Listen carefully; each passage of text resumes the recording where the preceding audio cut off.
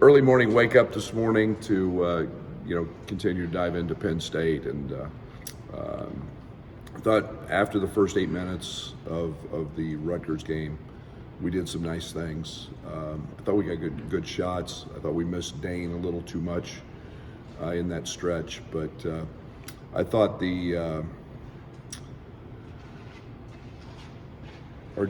our defensive focus was in the right place, and then once we cleaned up the rebounding.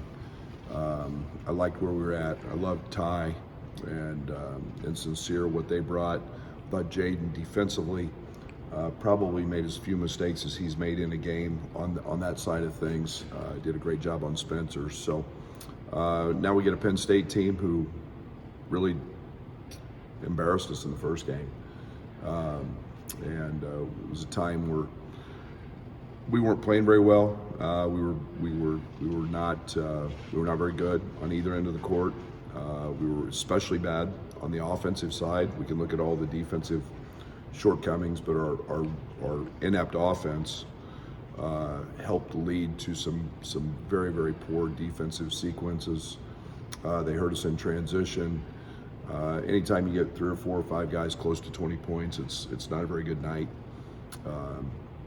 They got one of the best players in our league in Pickett, and in my opinion, they've got maybe as underrated a player as there is an American, Seth Lundy. Seth's 9 threes in a game against Nebraska. If he's open, he makes it, and they get to be a challenge. So. We're a completely different team, really on both ends of the court than we were that first time we met. We've got to go to their place. We've got to play extremely hard. We've got to play extremely well. We've got to try to keep them out of transition and just be more solid than we were in the first game. So Mike is doing a great job, and that team is very, very talented offensively. How have they changed in 2 months?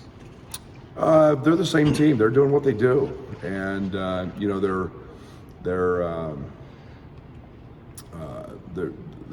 little point guard who actually played against us is coming off. Is very, very quick, very athletic. He's coming off a 17-point night against Maryland. He helps them with ball handling, so it's not just pick it all the time. They're rotating bigs. They've got. A couple of them who can pick and pop, so they give you different looks, a lot like we do with Dane and Coleman. They're doing a lot of the same things, and they've got tweaks that they've got counters upon counters for all your everything they see. So you've got to guard them. You got to be true and honest, and not try to cheat things, or they make you pay. What were some lessons learned from that first game on how to defend Pickett? Pickett, he's done it against everybody. So take your medicine there a little bit, and what we can't do is what we did in the first game: give him 17 and 7 assists or whatever he had on a point. But you can't give him both, and you've got to make his life hard. You've got to challenge it. I mean, he's big and strong. He loves to just bang and bang and bang, and that gives him a rhythm. We got to try to keep him out of there earlier. But we can't give Funk and Lundy and Dredd and Winter, and you can't give those guys clean open looks from 3. That's where they've got tremendous spurt ability where they can hit 3 or 4 or 5 in a row. If you just get worried about Pickett. You talked about the defense of your freshmen the other night, but what's the foundation? Is it just buy-in, and then you just max their learning? Most high school kids have no idea how to play defense. They play because they score on offense. You start talking terminology, jump into the ball, seeing both, crackdowns. You start talking about all those things. Most of them have never heard it, and if they have, it still happens now at a different speed. And guarding the basketball, how to get over screens, all those things are new. You don't just learn them overnight. It takes time to create habits, and you're only as strong as your weakest link. And so you can't put a weak link out there, or the other 4 guys are negated as well. So, that's the challenge with freshmen, and it makes it very hard to play. It's why veterans have such a big advantage is they understand. But this group has really bought into that and really committed themselves to that, and they're making fewer and fewer mistakes. Defensive numbers on synergy don't always tell the full story for a player, but those 3 are 90th percentile, all 3 of them. What does that say, and how rare is that for freshmen? Yeah, it's very rare, very rare. And we're very well aware of, one, their commitment to it, to that side of the ball. It's unusual to see that. I have great appreciation. That's why I love those freshmen. I've said it many, many times. Their approach to basketball is about the winning side. It's not about how many points do I score. Even Jaden, who was a prolific scorer in high school, is taking unbelievable pride in what he's doing on the defensive side, and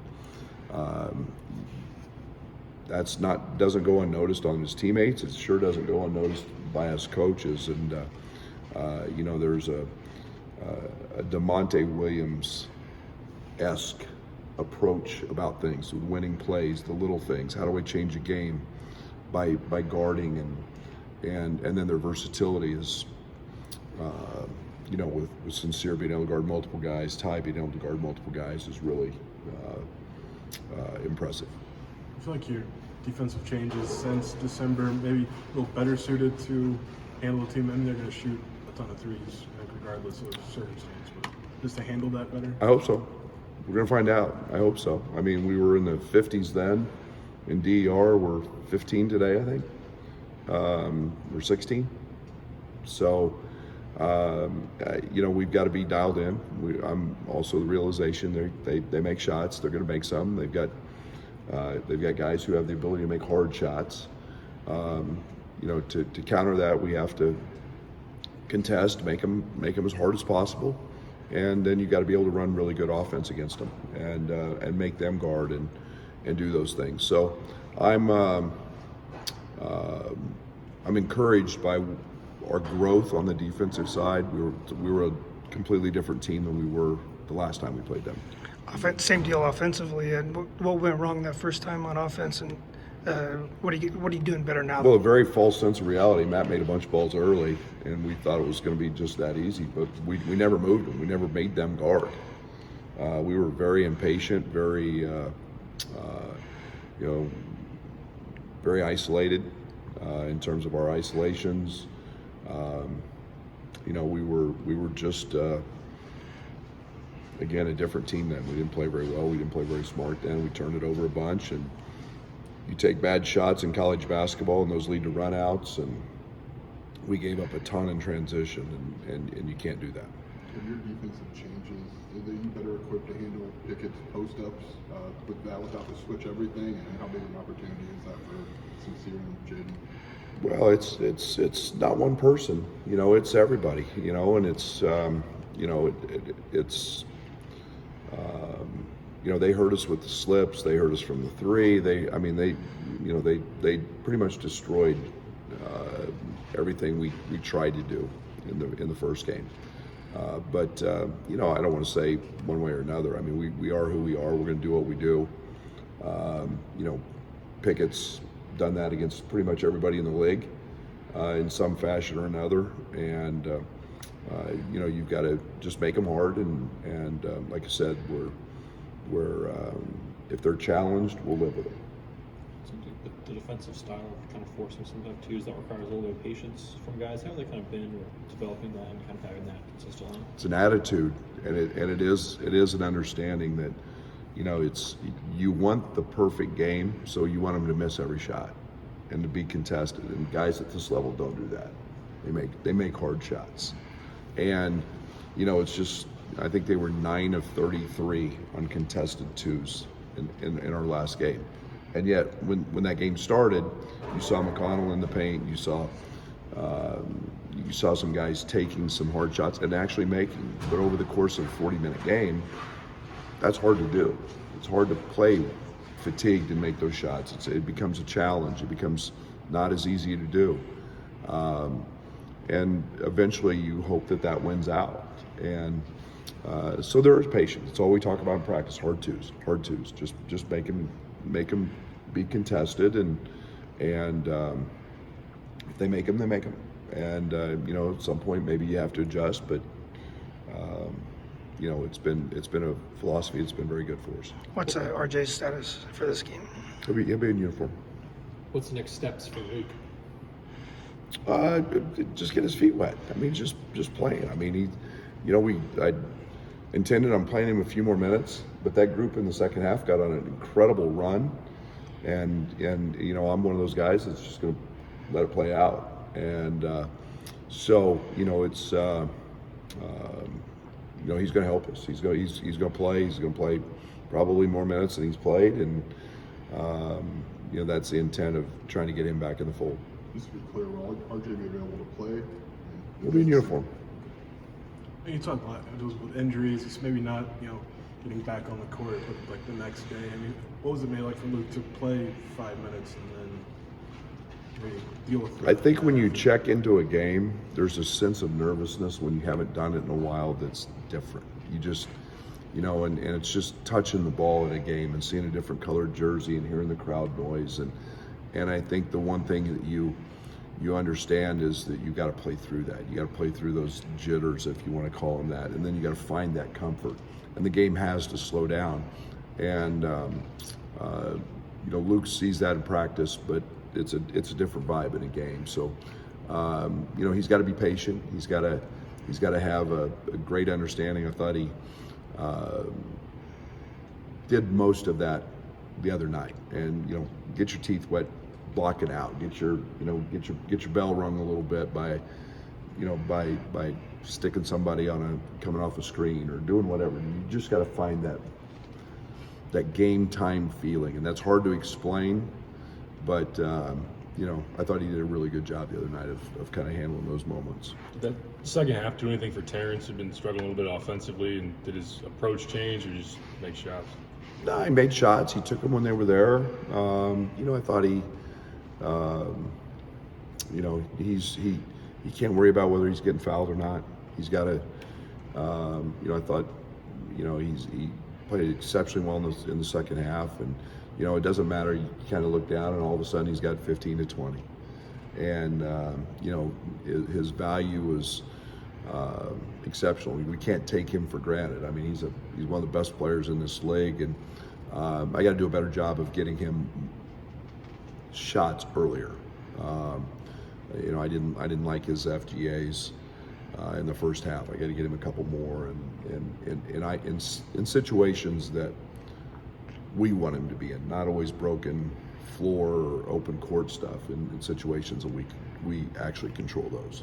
Dane Danger had a different role the last time you played these guys.